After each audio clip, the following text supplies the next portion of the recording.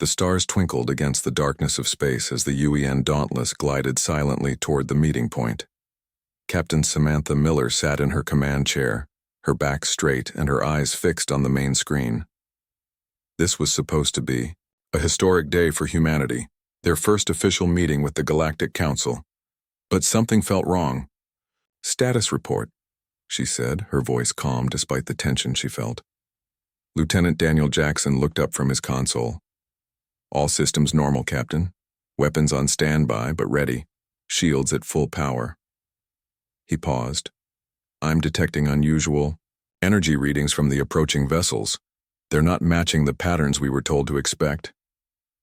Captain Miller nodded. 6 months ago, humans had discovered they weren't alone in the universe. A small scout ship from the Galactic Council had accidentally entered Earth's solar system.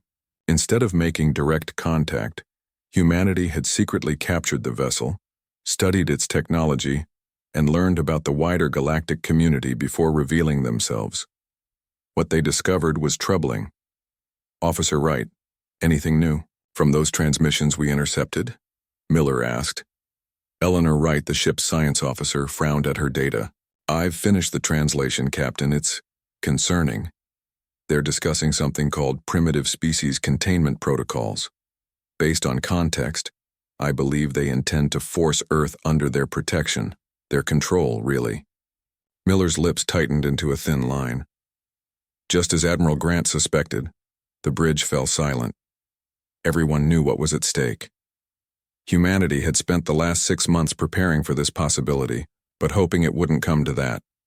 "Captain, the Council ships are arriving," announced Communications Officer Ben Carter. The main screen showed 3 vessels dropping out of faster-than-light travel. They were beautiful ships, sleek and advanced. The largest had swirling patterns of blue and silver, the mark of the Araxian hegemony. The second, smaller but heavily armed, bore the red and black symbol of the Voldari Federation. The third, shaped almost like a sea creature, represented the Zinthar Collective. Miller noticed immediately that they weren't in a diplomatic formation. They were positioning for attack. "They're hailing us," Carter said. "On screen," Miller ordered. The face that appeared was humanoid but clearly alien.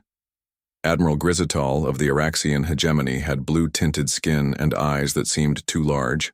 4 short tentacles framed his mouth when he spoke. "Human vessel," he said, his translator making his words understandable but not hiding his condescending tone. "This is Admiral Grizital of the Galactic Council. Your species has been observed and deemed in need of protection and guidance. You will power down your primitive weapon systems and prepare to be escorted to a Council outpost for processing."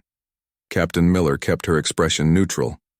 "Admiral, we came here for peaceful diplomatic contact between equals. We have no interest in becoming a protected species under Council control." The alien's face showed surprise, then anger. "You misunderstand. This is not a request. The Council has overseen the development of younger species for 10,000 years. Some like yours require firm guidance before they can join galactic society. And if we refuse?" Miller asked. "Then we will be forced to disable your vessel and bring you in anyway." The Admiral's tentacles twitched with irritation. "Your weapons are nothing compared to ours. We possess plasma technology that can cut through your hull like paper." Miller leaned forward slightly. "We're aware of your plasma weapons, Admiral. We're also aware that you've used them to subjugate 17 other emerging civilizations in the past century alone." Now, the alien looked genuinely shocked. "How could you possibly—" "We've been watching longer than you realize," Miller said. "This isn't our first contact with galactic technology, just our first official one." On the tactical screen, Lieutenant Jackson noted the enemy ships moving into attack positions.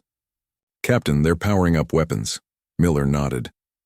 "Admiral Grizital, I suggest you reconsider. We came in peace, but we are prepared to defend ourselves." The alien made a sound that might have been a laugh. "Your confidence is admirable but misplaced, human. Your sensors might detect our weapons, but you have no defense against them. No emerging species ever has." With that, the transmission cut off. "They've locked weapons on us," Jackson reported. Miller pressed a button on her chair. "All hands, battle stations. Activate TARS system. Throughout the ship, the experimental thermal absorption and redistribution system hummed to life. It was humanity's secret weapon, developed after studying alien technology. No one knew if it would work against actual Council weapons, but they were about to find out. "Should I bring our conventional weapons online?" Jackson asked. Miller shook her head. "Not yet. Let's see what they do first." On the screen, the 3 Council ships moved in perfect coordination. They were clearly used to this, disabling the ships of primitive species who dared to resist Council authority. "They're firing," shouted Jackson. Brilliant beams of blue-green. Plasma erupted from all 3 Council ships, racing across space toward the Dauntless. The bridge crew tensed, many closing their eyes, expecting impact. The plasma struck the hull of the Dauntless, and then something unexpected happened. Instead of tearing through metal and killing everyone aboard, the energy seemed to flow across the surface of the ship, channeled by hidden systems into collection points. On the bridge, displays showed energy levels rising rapidly as the TAR system absorbed the plasma attack. "It's working," whispered Wright in amazement. "The system is actually working." The Council ships fired again, longer bursts this time, clearly confused why the human vessel hadn't been destroyed. Miller allowed herself a small smile. "Status of the TAR system? Energy collection at 87% capacity and rising," reported engineer Kyle Reeves from engineering. "The absorption panels are holding." On the main screen, they could see the Council ships had stopped firing. They were probably trying to figure out what had happened. "They're hailing us again," Carter said. Miller nodded. "Let's let them wait a moment. Lieutenant Jackson, prepare a demonstration. Target that unmanned probe they have positioned near the 3rd ship." Jackson looked surprised but followed orders. "Target locked, Captain." "Communications open," Carter announced. Admiral Grizital's face appeared on screen again, his expression a mixture of confusion and outrage. "What trickery is this? How did your ship survive?" Miller kept her voice level. "We tried to tell you, Admiral. Humanity is not as primitive as you assumed. We've been studying Council technology for longer than you know." "Impossible." The Admiral sputtered. "No emerging species has ever developed defenses against plasma weapons." "Perhaps because you never gave them the chance," Miller replied. "You might want to watch your scanner, Admiral. We're about to demonstrate why attacking Earth would be a very poor decision." She signaled to Jackson, who pressed a control on his console. The stored energy from the TAR system channeled through the ship's forward emitters. A brilliant beam, similar to the Council's own plasma weapons but more focused, shot from the Dauntless. It struck the unmanned probe, which instantly vaporized in a flash of light. The silence that followed was profound. "That was less than half the energy we absorbed from your attack," Miller explained to the stunned alien. "Now, shall we try diplomatic discussions again? As equals this time?" On all 3 Council ships, alarms were sounding. The rules of the galaxy had just changed forever. 3 years earlier, deep beneath the Rocky Mountains, Dr. Alan Patterson wiped sweat from his forehead as he studied the alien technology spread across his laboratory. The captured Council scout ship had yielded incredible secrets, but none more important than the plasma weapon mounted on its hull. "Another late night?" Dr. Olivia Sanchez asked as she entered the lab with 2 cups of coffee. Alan accepted one gratefully. "We're running out of time. Intelligence suggests the Council is getting closer to discovering us. When they do, they'll come with these." He gestured at the dismantled plasma cannon.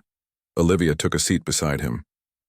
She was one of Earth's best engineers recruited specifically for this project. "So what's the problem? We've already figured out how the weapon works." "The problem is stopping it," Alan said. "These plasma beams can cut through any material we have. No conventional shield or armor can withstand them."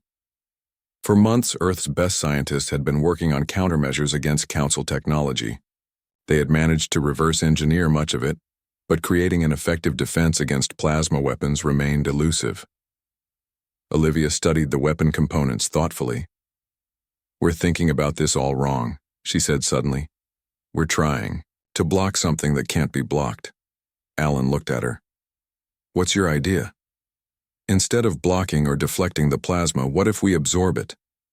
Her eyes lit up with excitement. The plasma is just superheated matter in an electromagnetic field. If we could capture that energy, Alan straightened in his chair, we'd need a material that could handle temperatures of over 15,000 degrees. And a way to channel the energy safely through the ship's systems, Olivia added. But it's possible. That conversation was the breakthrough they needed. Over the next 6 months, they developed prototypes for what would eventually become the TARS system. Engineer Joseph Phillips joined their team, bringing expertise in power management that proved crucial to the project's success. The trick isn't just absorbing the energy, Joseph explained during one late-night session. It's what we do with it afterward. If we can redistribute it through the ship's systems, we could potentially use it to power our own weapons. The team worked tirelessly, facing setback after setback. 5 test panels melted under sustained plasma fire. 3 more shorted out the lab's power grid. But with each failure, they learned more.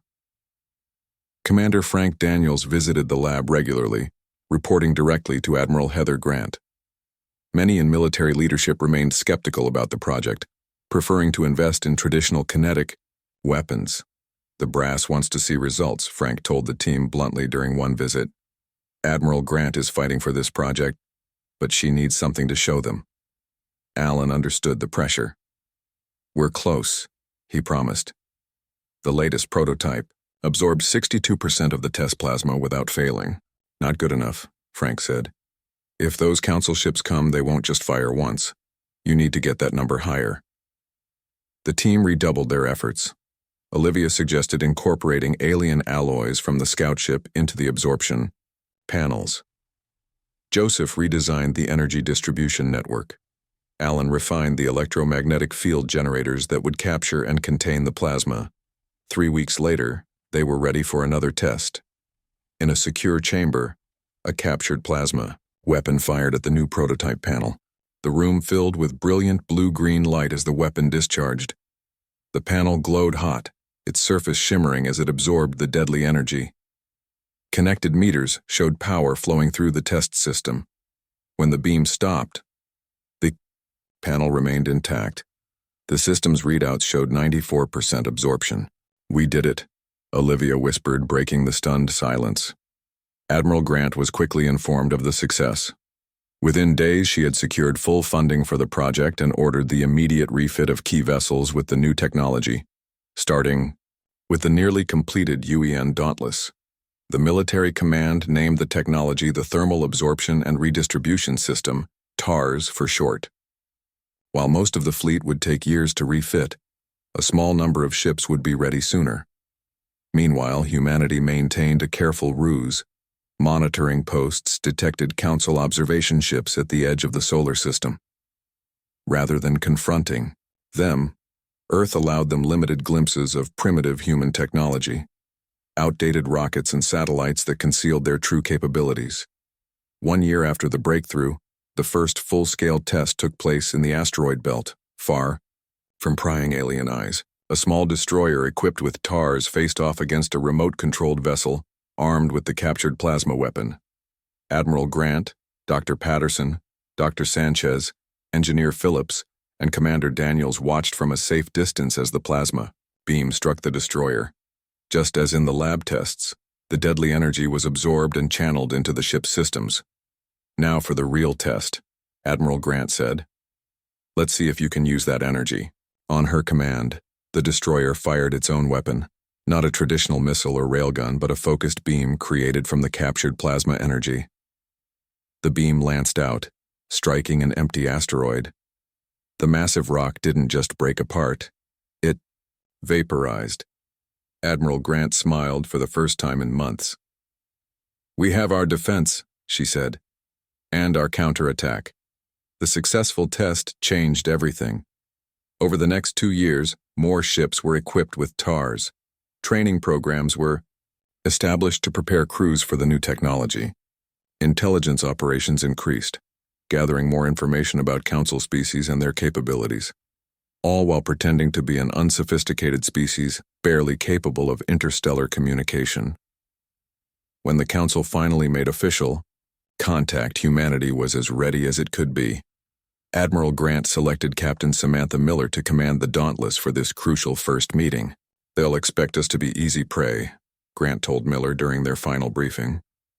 "Every emerging species they've encountered has fallen to their plasma weapons, but we have a surprise for them." Miller nodded seriously. "Let's hope we don't have to use it." "Hope for peace," Grant agreed, "but be prepared for war. The future of our species depends on this meeting." Now, as Captain Miller faced the stunned silence of Admiral Grisitol following the demonstration of human capabilities, those words echoed in her mind. The Galactic Council had just learned that humanity would not be easily conquered. How they would respond to this new reality remained to be seen. The silence on the bridge of the Dauntless lasted only moments before the alien communication system burst with angry voices.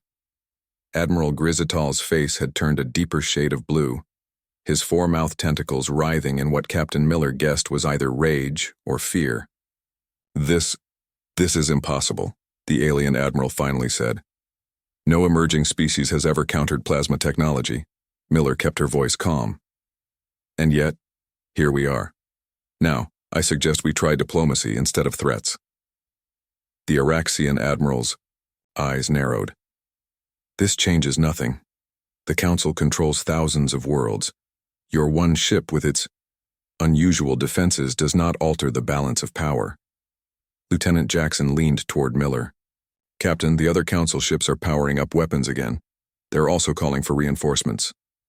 Miller nodded slightly. She had expected this. First contact scenarios rarely went smoothly, and humanity had prepared for multiple outcomes. "Admiral Grisitol, please inform your vessels that further hostile action will be met with an appropriate response," Miller said. "We absorbed your first attack. We can do it again." On another screen, Eleanor Wright monitored communications between the Council ships. "They're arguing about what to do," she whispered. "The Voldari captain wants to retreat. The Zinthar commander is suggesting they use all weapons at once to overwhelm our defenses." Miller pressed a button on her chair. "Dr. Patterson, what's the capacity of our TARS system? Could it handle a full barrage from all three ships?" Alan Patterson's voice came through clearly from the engineering section. "In theory, yes, but we've never tested it at that scale. The system might overload." Miller considered her options. She could retreat, but that might make humanity appear weak. She could fire first, but that would confirm the Council's fears about aggressive primitive species. Neither choice seemed right. "Captain," Communications Officer Ben Carter interrupted her thoughts. "We're getting a new transmission. It's from a fourth ship that just arrived. They're identifying themselves as the Scythian Republic, not part of the Council fleet." "On screen," Miller ordered. The face that appeared was different from the Araxian admiral. This alien looked almost cat-like, with golden fur and large green eyes. "Human vessel, I am Ambassador Velnara of the Scythian Republic. We monitored your encounter with the Council forces. May I suggest a neutral meeting ground where we can discuss matters without weapons pointed at each other?" Before Miller could respond, Admiral Grisitol's face appeared on a split screen. "Do not trust the Scythians. They are Council separatists who—" Miller cut him off. "I think we're capable of making our own judgments, Admiral. Ambassador Velnara, your suggestion is reasonable. We can meet at these coordinates." She nodded to Carter, who transmitted a set of coordinates in neutral space. The Scythian ambassador's ears perked up. "Acceptable. We will see you there in 6 hours." As the transmission ended, Lieutenant Jackson looked concerned. "Captain, are you sure about this? We don't know anything about these Scythians." "We know they didn't immediately try to conquer us," Miller replied. "That makes them more trustworthy than the Council at this point." She turned to address the full bridge crew. "The Dauntless will proceed to the meeting coordinates but alert all systems. If this is a trap, I want us ready." The Council ships maintained their position as the Dauntless pulled away. They made no move to follow, but continued to transmit messages to their headquarters. In the ship's mess hall 2 hours later, Miller sat with Dr. Patterson, who had come up from engineering. The room was mostly empty, as most crew members were at their stations. "So our technology worked," Miller said, sipping her coffee. Alan nodded. Better than expected. But I'm worried about what happens next. The Council won't just accept this, they'll develop countermeasures. That's why this meeting with the Cynthians is important, Miller replied. We need allies, information, a better understanding of galactic politics. Alan looked troubled. I'm a scientist, not a diplomat. But from what we've learned about the Council, they've maintained power through technological superiority. We just proved they're not as superior as they thought, which makes us dangerous in their eyes. Miller finished his thought. Their conversation was interrupted by an alert from Miller's communicator. Captain to the bridge, came Lieutenant Jackson's voice. Multiple ships approaching. When Miller arrived at the bridge, the main screen showed 7 vessels moving toward their position. 3 were the original Council ships, but 4 new vessels had joined them. Status? Miller asked. The new arrivals are heavily armed Council warships, Jackson reported. They've formed an attack pattern and are closing fast. Miller took her seat. Battle stations, activate TAR system. Throughout the ship, crew members moved with practiced efficiency. The experience with the first Council attack had boosted their confidence, but everyone knew the danger was far from over. They're hailing us, Carter announced. The screen showed a new alien face, similar to Admiral Grizital, but with military markings on his blue skin. Human vessel, this is Commander Drazikon of the Council Enforcement Fleet. Your ship will power down all systems and prepare to be boarded for inspection. This is not a request. Miller maintained her composure. Commander, your vessels fired on us without provocation earlier. We defended ourselves. If you continue this aggressive approach, we will be forced to respond accordingly. The alien commander's tentacles twitched. Your primitive vessel cannot withstand the combined firepower of 7 Council warships. Surrender now or be destroyed. Miller ended the transmission with a gesture. They didn't learn from the first encounter, she said quietly. Captain, they're firing, Jackson called out. All 7 Council ships released their plasma weapons simultaneously, the space between the vessels filled with brilliant energy beams streaking toward the Dauntless. The human ship shuddered as the TARS system absorbed the massive energy assault. On the engineering deck, alert signals flashed as the system approached. Capacity.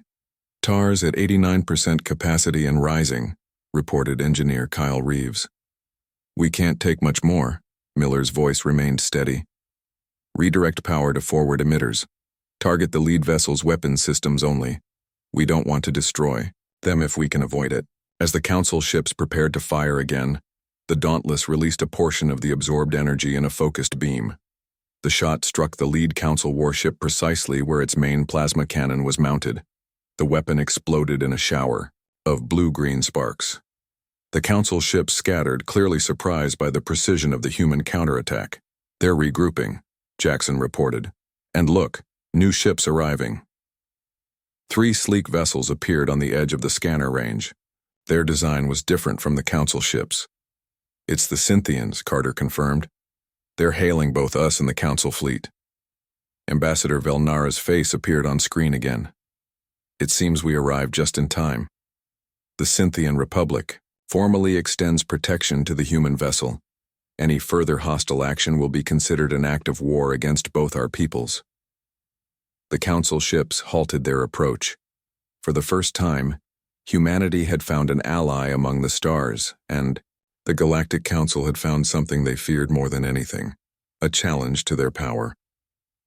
The massive space station called Harmonious Accord hung in orbit around a neutral planet, far from any major power's territory. For centuries, it had served as the meeting place for the Galactic Council. Its great halls had witnessed countless debates, treaties, and judgments that shaped the course of dozens of civilizations. Today, those halls echoed with angry voices and accusations. In the main chamber, representatives from 42 spacefaring species sat in rising tiers of seats that surrounded a central speaking floor. The chamber, usually a model of order and protocol, had descended into chaos. Grand Arbiter Kilrax, a tall, thin alien with gray skin and 6 limbs, tried to restore order by pounding a ceremonial staff against the floor. "Silence!" he shouted. his translator amplifying his voice. "The council will have order." Gradually, the noise subsided. Kilrax nodded stiffly. "We will hear the official report from Admiral Gristal regarding the human encounter." Admiral Gristal moved to the center of the chamber. His blue skin looked paler than usual, and his tentacles hung limply around his mouth. The defeat had clearly affected him deeply. "Honorable representatives," he began, "my fleet encountered the human vessel as planned. We followed standard protocol for emerging species and demanded their surrender. When they refused, we employed standard plasma weapons." He paused, seeming uncomfortable with what came next. "The human vessel absorbed our plasma attack. They then demonstrated the ability to redirect that energy as a weapon. Later, when reinforcements arrived, they disabled the weapon system of our lead warship with precise targeting." The chamber erupted again. Many representatives shouted questions or expressed disbelief. Some demanded to know how this was possible. Others called for immediate military action against Earth. Among the observers watching from a higher gallery sat Vincent Keller, the only human with status in the council chambers. Officially, he represented a trading company that did business with council worlds. In reality, he worked for Earth intelligence, gathering information on galactic politics. Vincent listened carefully as the council members argued among themselves. This was exactly the reaction Earth had predicted. The council maintained power through fear and technological superiority. Humans had just challenged both. On the main floor, another alien rose to speak. This was Ambassador Velnara of the Cynthian Republic, whose ships had arrived to protect the Dauntless. "Fellow representatives," the cat-like alien said, her voice smooth and controlled. "The Cynthian Republic formally protests the Council's actions. An unprovoked attack on a newly contacted species violates our own founding principles." Grand Arbiter Kilrax fixed her with a cold stare.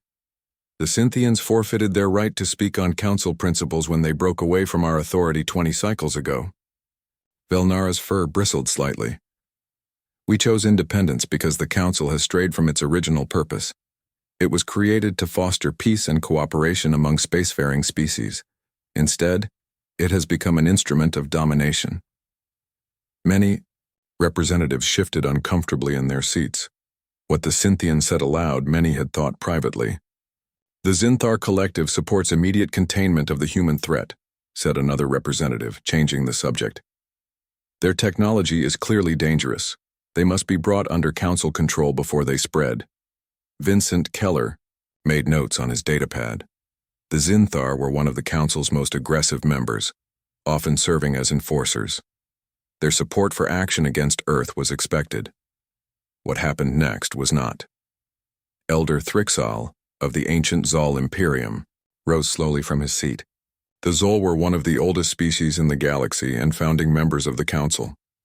When a Zol elder spoke, everyone listened.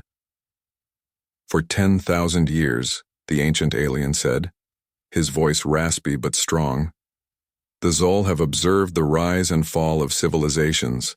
We helped create this council to prevent the wars that nearly destroyed us all." The chamber fell completely silent. Even Grand Arbiter Kilrax lowered his head in respect. "The humans have shown us something unprecedented," Thrixal continued. "They developed defensive technology before making first contact. This suggests they have been watching and learning from us. They prepared for the possibility that we might be hostile." The elder paused, his large eyes scanning the chamber. "What does this tell us about how our council is perceived? About what we have become?" Uncomfortable murmurs spread through the chamber. Vincent Keller typed rapidly, knowing this speech would be of great interest to Earth's leaders. "I do not fear the humans because they defeated our weapons," the elder concluded. "I fear what we might become if we react with fear and aggression. The Council must reflect on its purpose before deciding its response." As Elder Thrixal returned to his seat, the Grand Arbiter looked troubled. "The Council will recess to consider these matters. All fleet movements toward Earth space are suspended pending further review." The chamber began to empty, representatives breaking into small groups to discuss what they had heard. Vincent Keller moved discreetly toward a service corridor, where he could transmit his report securely. In another part of the station, behind closed doors, weapons manufacturers and military leaders from several council species met urgently. Among them was Commander Drazkon, who had led the reinforcements against the Dauntless. The humans' technology must be neutralized, he insisted. If other species learn this defense against plasma weapons, the Council's military advantage will be compromised. A weapons designer from the Voldari Federation spread technical diagrams on the table. Based on our scans, we believe their system works by capturing the electromagnetic field that contains our plasma. If we can modify our weapons to disrupt that capture process. How long would that take? Drazkon demanded. Months, perhaps years, the designer admitted. This is entirely new territory. Meanwhile, in yet another secure room, Security Chief Natalie Foster met with a Cynthian diplomat. Like Vincent Keller, Natalie was an Earth intelligence operative, but her cover was as a station security consultant. Your ambassador took a significant risk supporting our ship, she said to the Cynthian. The cat-like alien's whiskers twitched in what might have been a smile. The Cynthian Republic has opposed Council policies for decades. We believe in genuine cooperation, not domination. Your people have given us leverage we never had before. Natalie nodded. An alliance could benefit both our species. Indeed, the Cynthian agreed. But be warned, the Council will not accept this challenge easily. They are already considering ways to counter your technology. We expected that, Natalie replied. Earth is preparing accordingly. Throughout the station, similar conversations took place as the news spread. Some species saw humans as potential allies against Council dominance. Others viewed them as a dangerous new threat. Many simply waited to see which way the balance of power would shift. One thing was clear to all. The galaxy would never be the same again. The age when plasma weapons guaranteed Council supremacy was ending. And humanity, the newcomer that no one had taken seriously, had catalyzed this change. As Vincent Keller transmitted his encrypted report to Earth, he added a personal note. The board is in motion, all pieces are in play, and Earth has just changed the game. 6 months had passed since the Dauntless first demonstrated humanity's ability to counter plasma weapons. In that time, Earth had been busy. Admiral Samantha Miller, recently promoted from captain, stood on the bridge of the UEN Intrepid, humanity's newest and largest warship. At 3 times the size of the Dauntless, the Intrepid represented everything humans had learned about Council technology. Status report, Miller said, straightening her new admiral's uniform. Lieutenant Daniel Jackson, who had followed her from the Dauntless, looked up from his console. All systems ready, Admiral. The improved TARS system is fully operational. Our escort ships are in position. Miller nodded. Begin approach to harmonious accord. Today marked humanity's official introduction to the Galactic Council. After months of negotiations through Cynthian intermediaries, Earth had secured an invitation to present its case for recognition as an independent spacefaring civilization. Not everyone had supported this diplomatic mission. Some Earth leaders had pushed for isolation or even preemptive strikes against Council forces. But cooler heads had prevailed. Humanity needed allies and trade partners if it was to survive in a hostile galaxy. As the Intrepid and its 2 escort vessels approached the massive space station, they were met by ships from a dozen different species. Some were clearly military vessels keeping watch. Others were diplomatic shuttles or merchant ships curious about the newcomers who had challenged Council authority. We're being hailed by Station Control, Communications Officer Ryan Martinez announced. On screen, Miller ordered. A stern-looking alien with bluish skin appeared. Earth vessels, this is Harmonious Accord Control. You are cleared to dock at Bay 17. Security teams will meet your delegation. Miller acknowledged the message. As the transmission ended, she turned to her special passengers who had been waiting quietly at the back of the bridge. Gary Williams stepped forward. As Earth's first official ambassador to the Galactic Council, he carried an enormous responsibility. Quite a reception committee, he remarked, looking at the various ships surrounding them. Beside him stood Dr. Alan Patterson and Dr. Olivia Sanchez, the scientists who had developed the TARS system. They would present the technical aspects of humanity's defensive technology, or at least the parts Earth was willing to share. Remember, Miller told them, we're here to establish peaceful relations, but we don't reveal all our capabilities. Ambassador Williams nodded. A fine line between appearing strong enough to respect and not so strong that we provoke fear. The docking procedure went smoothly. When the airlock opened, a delegation of Council security personnel waited on the other side. Lieutenant Jackson, now serving as security attaché to the ambassador, studied them carefully. Intelligence reports had warned of possible assassination attempts by hardline Council factions. The human delegation was escorted through the vast corridors of harmonious accord. Aliens of all descriptions moved about the station. Some stopped to stare at the humans. Others hurried away as if afraid to be seen near them. They arrived at a small chamber where Ambassador Vel Nara of the Scythian Republic waited. Her golden fur was adorned with ceremonial markings for the occasion. "Welcome to Harmonious Accord," she greeted them warmly. "The Grand Chamber awaits your presentation. Be prepared. Many there still see you as enemies." Ambassador Williams smiled confidently. "We come in peace, but we won't be intimidated." The Grand Chamber was even more impressive in person than in the briefing images. 42 different species represented, all watching as the humans entered. Some with curiosity, others with open hostility. Grand Arbiter Kilrax called for order. "This council recognizes the delegation from Earth. Ambassador Williams, you may address the assembly." Gary Williams stepped forward, his voice clear and strong.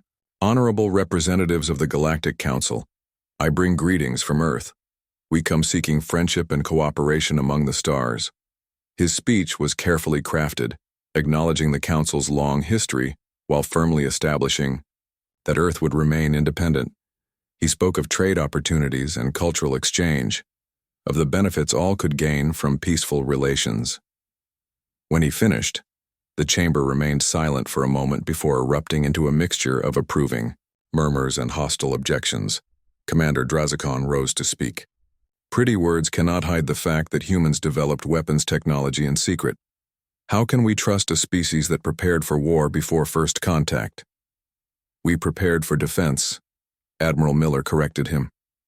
"And history has proven we were right to do so. Your ships fired on us without provocation." Before Drazikon could respond, Dr. Patterson and Dr. Sanchez were invited to explain the science behind TARS.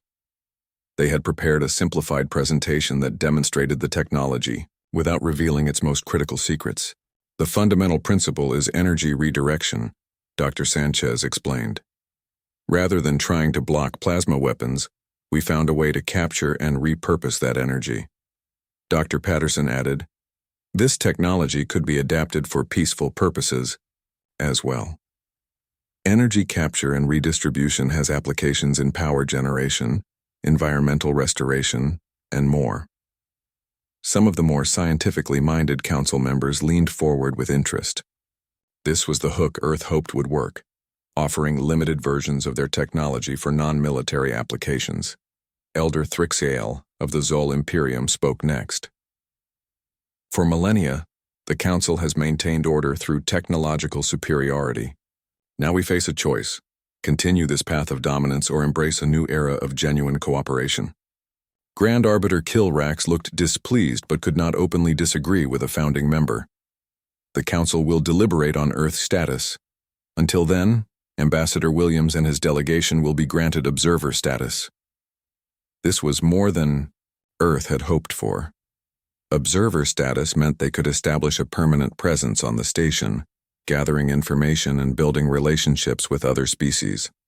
As the session ended, representatives approached the human delegation. Some offered friendship, others thinly veiled threats. The Scythians were joined by the Novel Collective and the Paraxian Alliance, smaller powers that saw advantage in allying with humanity against Council dominance. In a quiet moment, Admiral Miller found herself beside Elder Thrixal. "Your species surprised us," the ancient alien said. In all my centuries, I have never seen the Council so unsettled. Miller chose her words carefully. We only want peaceful coexistence, but we will defend ourselves if necessary. The old order is changing, Thrixal observed.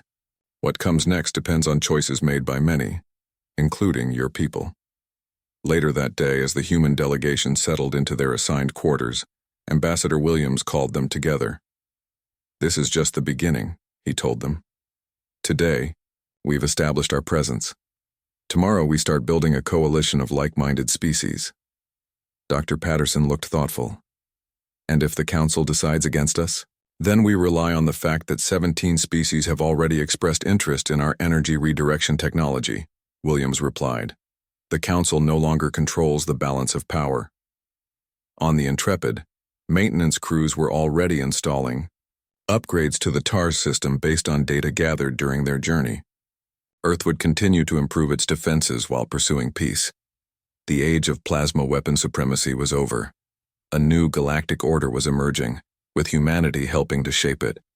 Not through conquest or intimidation, but by offering alternatives to Council dominance.